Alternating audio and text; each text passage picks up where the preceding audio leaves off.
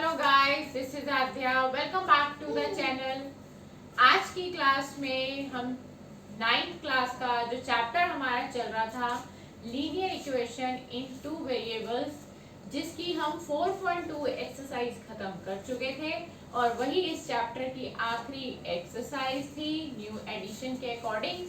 But हम इसके आज कुछ एग्जाम्पल्स लेंगे, क्योंकि एग्जाम्पल्स में हमें कुछ दो क्वेश्चन ऐसे नए हमें करने को मिलेंगे जो हमें एक्सरसाइज में नहीं मिले थे और उसमें हमें एक नया कॉन्सेप्ट भी मिलेगा।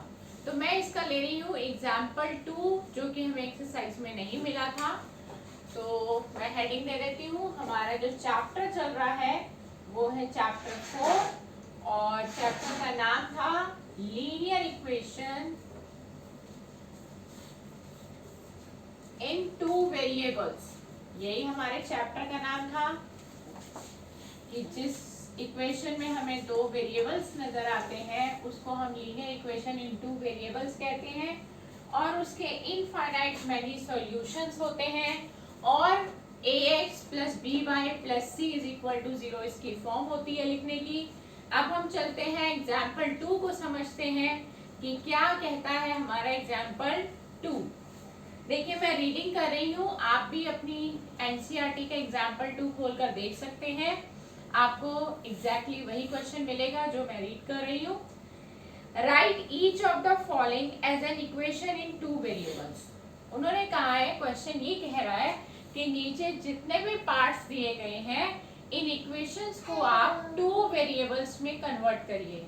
आप टू वेरिएबल्स में कन्वर्ट करने को कह रहा है तो इसका मतलब ये हुआ कि ये जो इक्वेशंस हैं इनमें कहीं ना कोई वेरिएबल मिसिंग है और आपको उसको टू वेरिएबल्स में रिप्रेजेंट करना है।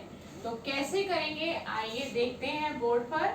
ये है हमारा एग्जाम्पल 2 और इसका वेरी फर्स्ट पार्ट है x इज इक्वल टू -5। अब आप क्या देखते हैं कि इस इक्वेशन में आपका y मिसिंग है। तो जब y मिसिंग है और हमें बोला ये कि आप टू वेरिएबल्स को रिप्रेजेंट करके दिखाइए, तो मैं इसमें दो काम करूंगी। एक तो मैं इसको ax plus B Y plus C is equal to 0 की फॉर्म में भी लिखूंगी और साथ ही साथ दो वेरिएबल्स में भी लिख कर दिखाएंगे।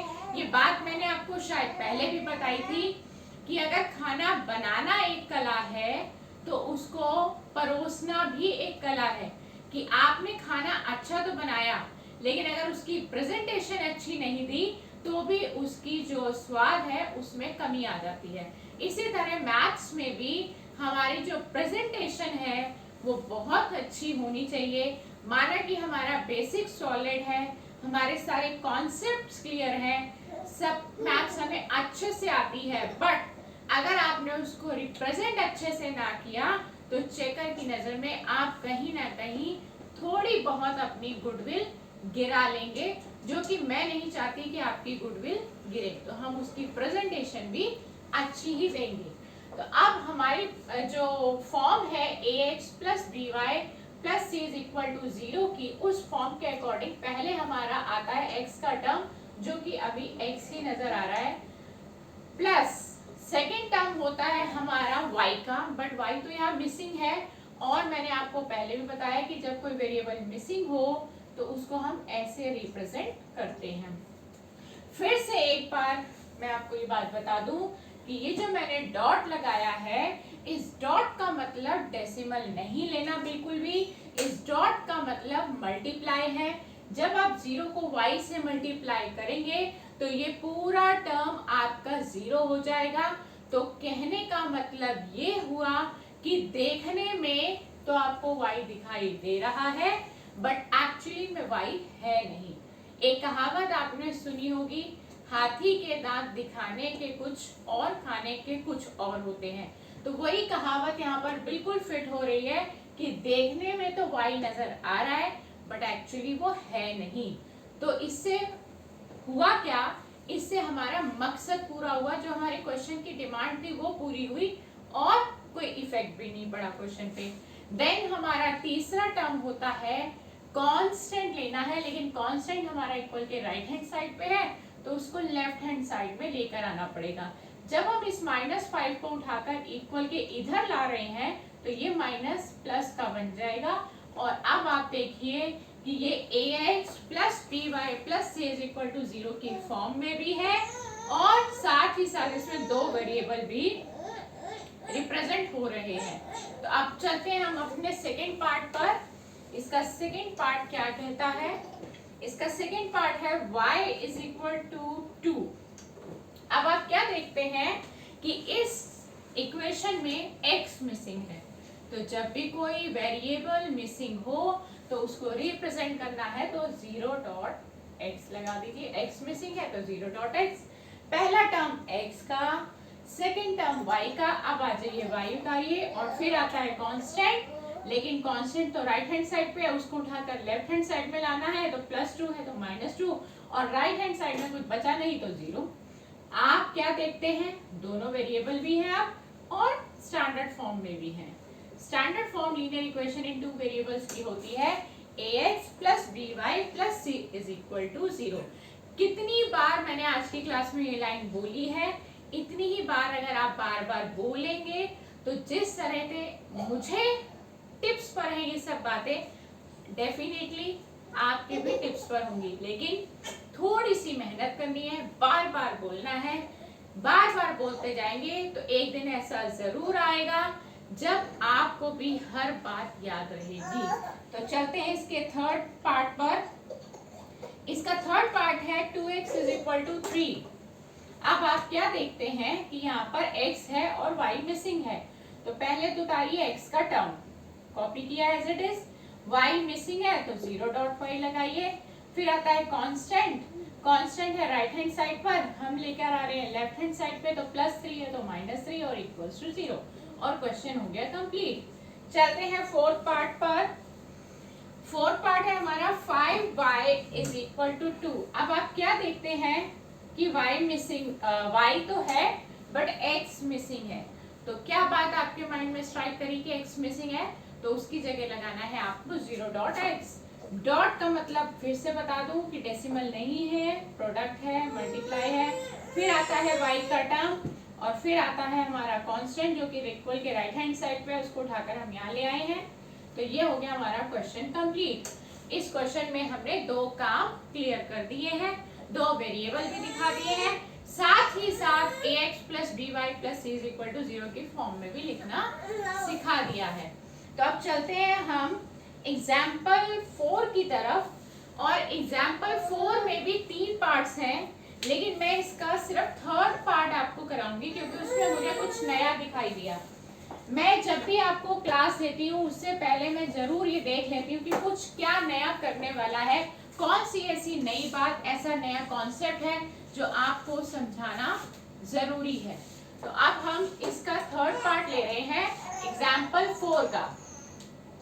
दो पार्ट्स इसलिए नहीं ले रहे क्योंकि उससे रिलेटेड हम क्वेश्चन कर चुके हैं। अगर आपके मन में डाउट है, उनसे जुड़ा कोई क्वेश्चन है, तो आप प्रीवियस वीडियो को प्ले करिए जो कि अपलोडेड हो चुकी थी 9th क्लास की, उसमें इसका कॉन्सेप्ट मिलेगा। तो जो नई बात हम सीखने जा रहे हैं एग्जाम्पल 4 और उसका है थर्ड पार्ट, क्या नया है वो भी देखते हैं। पहले मैं इक्वेशन लिख देती हूँ, 3y plus 4 is equal to 0। Question को रीड कर रही हूँ मैं। क्वेश्चन कहता है find two solutions of the given equation. इस इक्वेशन के दो सॉल्यूशंस निकालिए। एक बात फिर से बता रही हूँ, दो वेरिएबल वाली इक्वेशन होती है, उसके इनफाइनाइट आंसर्स हम निकाल सकते हैं। बट यहाँ पे क्या नई बात हमें देखने को मिल रही है, आप देखिए यहाँ पर एक वेरिएबल मिसिंग है और वेरिएबल मिसिंग है और दो सॉल्यूशन निकालने को हमें बोला है। तो अभी तक तो हमने जो प्रीवियस वीडियो में आपको सॉल्यूशंस निकालने सिखाए थे उसमें दो वेरिएबल्स मौजूद थे, बट ये पहली बार ऐसा हुआ जिसमें एक वेरिएबल मिसिंग है। मिसिंग कोई भी वेरिएबल हो सकता है, उससे फर्क नहीं पड़ता, पर करना कैसे है वो सीखते हैं आज हम की क्लास में। आप सबसे पहले क्या करिए, इसमें जो वेरिएबल गिवन है, यानी कि यहाँ पे तो y गिवन है, तो आप सबसे पहले y की वैल्यू निकाल लीजिए इस इक्वेशन को सॉल्व करके। सबसे बेस्ट तरीका टाइम सेविंग का, कैलकुलेशन को इजी करने का यही है कि आप जो भी वेरिएबल, सिंगल वेरिएबल दिया गया है, आप सबसे पहले उसकी वैल्यू निकालिए। आपने क्या करना है, वैल्यू निकालने का मतलब होता है y को लेफ्ट हैंड साइड पर अकेला छोड़ना है। सबसे पहले तो +4 को उधर शिफ्ट करिए, ये उधर जाएगा तो +4 उधर जाकर -4 होगा। Is that clear? 4 में से 0 गया 4, साइन ग्रेटर का। अब 3 और y, इनके बीच में कोई साइन नहीं है, एक है न्यूमेरिकल फैक्टर और एक है अलजेब्रिक फैक्टर। जब एक न्यूमेरिकल फैक्टर और एक अलजेब्रिक फैक्टर के बीच में जब कभी कोई साइन ना हो तो वहां पर हमेशा मल्टीप्लाई हो रहा होता है। तो 3 को y से मल्टीप्लाई करके ही 3y बना है, आपने इस 3 को उधर शिफ्ट कर देना है। जो मल्टीप्लाई होता है वो वहां जाकर डिवाइड हो जाता है, इस तरह से। तो y की वैल्यू हमारी फ्रैक्शन में आ गई है। अगर हमें इसका ग्राफ बनाना होता तो हम डेसिमल फॉर्म में निकालते, बट यहाँ पे ऐसी कोई रिक्वायरमेंट है नहीं, सिर्फ सॉल्यूशन मांगे हैं, तो सॉल्यूशन को हम फ्रैक्शन फॉर्म में छोड़ सकते हैं। और वैसे भी अब जो हमारी न्यू एडिशन आया है उसमें ग्राफ जो है उसकी एडिटिंग हो गई है, यानी कि ग्राफ पार्ट डिलीट हो गया है, तो हमें सिर्फ सॉल्यूशन सीखने हैं। तो हमने अभी क्या करा है, फिलहाल y की वैल्यू निकाल ली है, राइट। y की वैल्यू निकाल देने के बाद अब हम क्या करेंगे, जो x मिसिंग था ना उसको आप रिप्रेजेंट कर देंगे, यहाँ पे विजिबल कर देंगे। कैसे विजिबल करते हैं तो बात मैंने आपको बताई थी, 0.x लगा दिया, क्योंकि मैंने कहा था जब भी हम सॉल्यूशंस निकालते हैं हम एक वेरिएबल को लेफ्ट हैंड साइड पे अकेला छोड़ते हैं, जो कि मैंने छोड़ दिया है। तो जो मिसिंग था उसको दूसरी साइड डाल दिया, तो हमारा मकसद भी कंप्लीट हो गया, हमारा कॉन्सेप्ट भी कंप्लीट हो गया। अब हमें करना क्या, अभी हमने 2 सॉल्यूशन निकालने हैं, अभी आए नहीं है।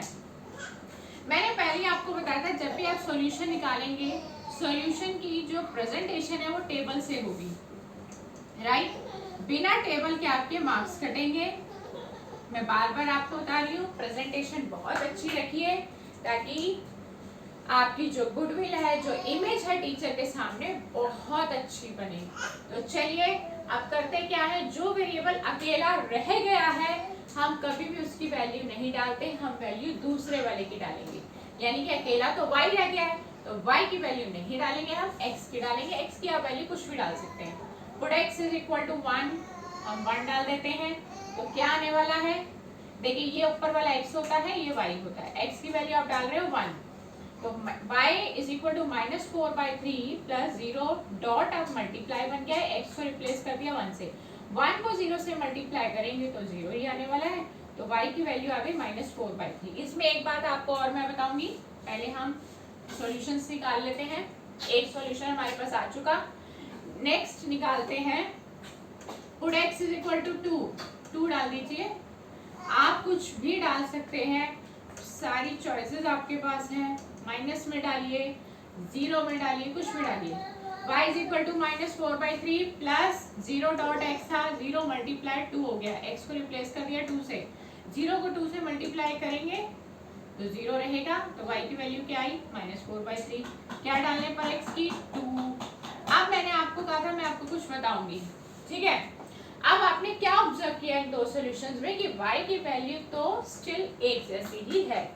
ऐसा क्यों हुआ, क्योंकि x तो मिसिंग था, x तो एक जबरदस्ती का लाया गया टर्म है। तो हमने इस क्वेश्चन में ये सीखा कि जो टर्म मिसिंग हो उसकी वैल्यू आप कुछ भी डाल लो, y की वैल्यू वही रहेगी जो आपने सॉल्व करके निकाली थी, राइट और नॉट। क्लियर कि आपकी y की वैल्यू वही स्टेबल, वही कांस्टेंट ही रहेगी, एक जैसी रहेगी। आप x की वैल्यू चाहे माइनस में डालिए, चाहे 0 डालिए, चाहे पॉजिटिव डालिए, जो भी आप डालेंगे आपकी जो वैल्यू है वो y की हर बार सेम रहेगी, जैसे यहाँ 2 सॉल्यूशंस में दिखाई दे रही है। एक बात और आपको बता दूं कि यहाँ पर था x मिसिंग, x मिसिंग होने की वजह से तो जो ग्राफ बनेगा वो पैरेलल बनेगा। अब वो किसके पैरेलल बनेगा, y के पैरेलल बनेगा।